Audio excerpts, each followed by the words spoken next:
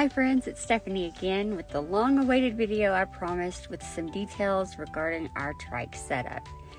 So the one that you see here is actually our second trike, and I'll tell you how we ended up with it after I explain how we got started, because it is an affordable option for those who might be interested but are unsure that it's going to work initially, like I was.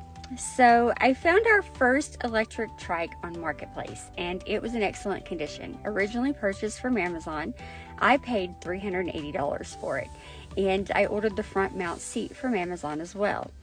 In the beginning, I loved having Christopher in front of me, and he loved it too, but inevitably his growing legs made pedaling difficult, so we didn't venture far from home.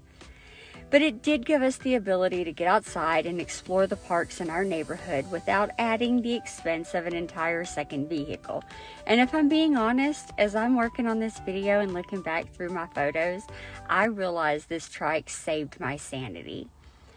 After we had a tip-over incident, which just scared me and upset Christopher because the ride had stopped, well, my husband said it was time to upgrade. We researched extensively and watched hours and hours of reviews, but it was surprisingly difficult to find three-wheel options that would accommodate a child seat of any sort.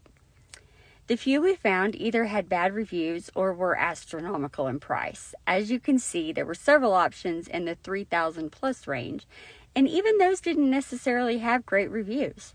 I do want to point out that there are options for adult passengers, and in some states I've heard you can get Medicaid to cover the cost.